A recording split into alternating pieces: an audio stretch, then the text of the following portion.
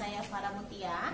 Dalam video kali ini kita akan membahas tentang materi pembelajaran untuk mata pelajaran seni budaya kelas 10 SMK.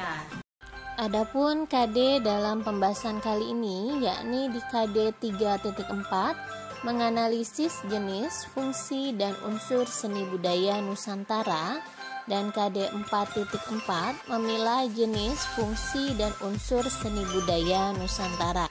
Dalam materi kali ini kita akan membahas tentang seni tari. Nah, yang pertama akan kita bahas adalah definisi dan unsur dari seni tari. Oke, langsung saja untuk definisi tari atau pengertian tari ini ada beberapa menurut para ahli. Yang pertama ada menurut Carl Sachs bahwa tari adalah gerakan yang ritmis. Simple ya. Yang kedua ada definisi tari menurut Corey Hartong bahwa tari adalah keteraturan bentuk gerak tubuh yang ritmis di dalam ruang. Yang ketiga, ada definisi tari menurut Kamala Devi bahwa tari adalah desakan emosi yang mendorong kita mencari ungkapan dalam bentuk gerakan-gerakan ritmis. Yang keempat, ada definisi menurut tokoh Indonesia yakni Wisnuwardana, tari adalah kerja rasa dari manusia yang penyalurannya melalui urat. Yang kelima, menurut Bapak Sudarsono, tari adalah ekspresi jiwa manusia yang diungkapkan melalui gerak-gerak ritmis yang indah. Dan yang terakhir, menurut tokoh Indonesia kita, Bapak Bagong Kussudiardja, tari adalah keindahan bentuk dari anggota badan manusia yang bergerak, berirama, dan berjiwa yang harmonis. Nah, kalau menurut kalian, apa sih seni tari? Oke, berikutnya kita akan membahas unsur tari. Ada apa aja sih di dalam unsur tari? Unsur dalam seni tari nanti akan dibagi menjadi dua, yakni unsur utama dan unsur pendukung. Kita bahas dulu untuk unsur utamanya. Dalam seni tari itu ada yang namanya raga atau biasa disebut dengan wiraga. Wiraga ialah gerak dalam seni tari. Ya, karena unsur raga ini memiliki maksud dan tujuan sehingga gerakan tersebut haruslah bersifat ritmis, dinamis, dan estetis. Unsur utama tari adalah gerak. Nah, di sini kita akan membahas tentang gerak. Gerak dibagi menjadi dua. Yang pertama ada namanya gerak murni. Apa ya yang dimaksud dengan gerak murni? Gerak murni adalah gerak yang mementingkan faktor keindahan atau estetika dalam tarian itu. Lalu yang kedua ada gerak maknawi. Gerak maknawi adalah gerak yang memiliki arti jelas dan maksud tertentu. Dalam gerak maknawi di sini dibagi lagi menjadi dua, yakni ada gerak imitatif dan gerak mimitatif. Kalau gerak imitatif ini adalah gerakan yang menirukan alam. Misalnya tarian kita temanya adalah tentang kehidupan hewan atau tentang tumbuhan. Nah, ini adalah lebih cocoknya menggunakan gerakan imitatif. Lalu kalau gerakan mimitatif yaitu adalah gerakan menirukan manusia seperti mencangkul, menangkap ikan, dan lain-lain. Selanjutnya kita akan masuk ke unsur pendukung seni tari. Yang pertama ada bentuk iringan atau biasa kita kenal dengan musik pengiring tari. Musik pengiring tari di sini nanti dibagi menjadi dua, Yang pertama bentuk iringan eksternal, yang kedua internal. Apa itu bentuk iringan eksternal? Bentuk iringan eksternal ialah irama ritmis yang berasal dari luar diri penari. Maksudnya adalah dari luar diri penari, yaitu alat-alat musik yang digunakan untuk mengiringi tarian tersebut. Misalnya gamelan, ada timpani, ada lagi yang namanya harpa, ada lagi nanti misal musik gambang kromong dan sebagainya. Lalu yang kedua, internal. Apa sih internal? Bentuk iringan internal adalah irama ritmis yang berasal dari diri penari.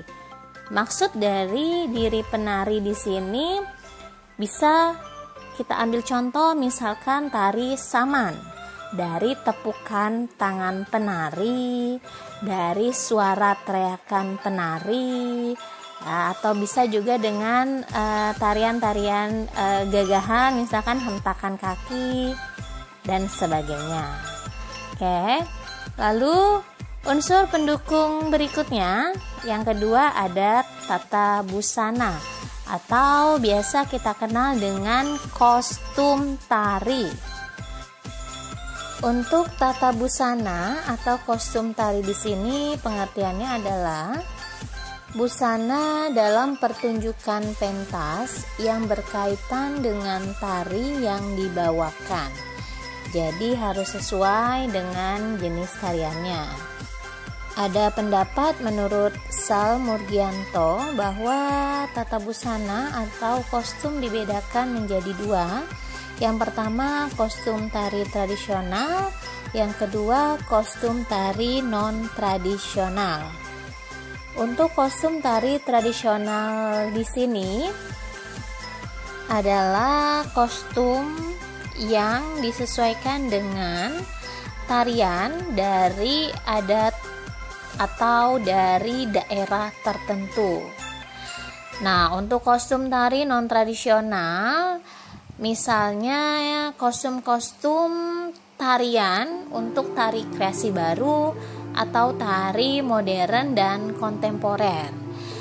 Nah, di sini ada ciri khasnya, biasanya ya disesuaikan dengan tema dari tarian yang dibawakan. Dan bisa dibilang karya baru yang dikembangkan dan diperbaharui melalui kostum tari tradisional.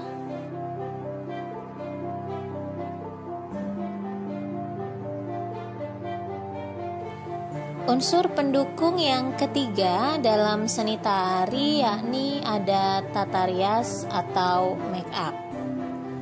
Untuk tata rias atau make up dalam seni tari biasanya berfungsi untuk menyempurnakan penampilan wajah. Untuk tata rias dibagi menjadi 3. Yang pertama ada namanya tata rias korektif. Apa itu tata rias korektif? Tata rias yang bersifat menyempurnakan dan mengubah penampilan fisik yang dinilai kurang sempurna.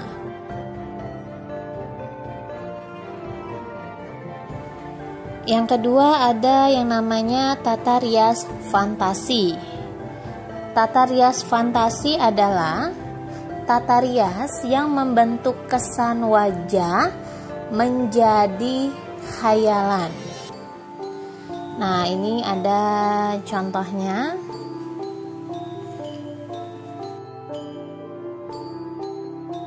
Dan yang ketiga adalah tata rias karakter, yakni merubah wajah seorang sesuai dengan watak atau peran yang dibawakan.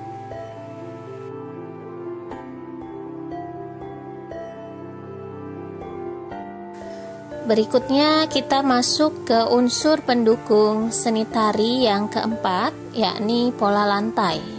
Pola lantai adalah pola penari dalam perpindahan gerak ataupun bergeser posisi. Nah, untuk pola lantai di sini ada tujuannya. Kenapa sih mesti ada pola lantai? Yang pertama, penari tidak bertabrakan dengan penari lain. Lalu yang kedua, tarian menjadi lebih menarik ketika ditampilkan. Yang ketiga, penari terlihat secara keseluruhan di depan penonton. Keempat, menguasai panggung. Nah, itu adalah tujuan kenapa sih harus ada pola lantai di dalam seni tari. Lalu ada jenis-jenis pola lantai.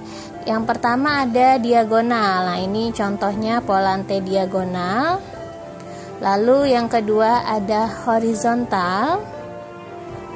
Dan yang ketiga ada melingkar. Kalian bisa lihat contoh dari gambar pola lantainya. Keempat ada vertikal. Sebenarnya untuk bentuk pola lantai itu sangat beragam ya. Nanti mungkin kalian bisa kreasikan. Ada bentuk zigzag, ada bentuk huruf seperti A, B, T, V. Nah, disesuaikan tentunya dengan jumlah penarinya. Oke, kita masuk ke unsur yang kelima, yaitu adalah properti. Properti sangat penting dalam penggarapan proses tari. Nah, apa sih properti? Properti adalah alat atau benda yang digunakan sebagai pelengkap pementasan tari guna menambah makna dan nilai keindahan gerakan tari yang akan dipentaskan. Nah, untuk properti sendiri mungkin kalian sudah banyak tahu ya, properti itu seperti apa, tapi tidak semua tarian menggunakan properti. Tentunya disesuaikan dengan tema dan garapan yang akan nanti kalian bawakan. Nah, untuk fungsi properti sendiri dalam tari, yang pertama untuk mendeskripsikan tema tarian. Kedua, memperjelas gerakan dan karakter penari. Ketiga, memperindah gerakan. Dan yang keempat, menyiasati pementasan. Oke, tadi kita sudah bahas mengenai unsur dalam seni tari. Kita ulas kembali. Dalam seni tari ada unsur utamanya yaitu gerak. Unsur pendukungnya ada musik iringan, kostum, tata rias, pola lantai, dan properti. Agar kalian lebih paham lagi, yuk langsung saja kita belajar mandiri. Yang pertama, catatlah poin-poin penting dalam video ini. Yang kedua, aplikasikan ke wajah kalian unsur pendukung tata rias. Pilih salah satu dari jenis tata rias yang tadi sudah kita bahas. Untuk peserta didik yang sudah mengikuti video pembelajaran kali ini, kita bertemu lagi di video pembelajaran selanjutnya. Saya Farah Mutia. Wassalamualaikum warahmatullahi wabarakatuh. Salam budaya.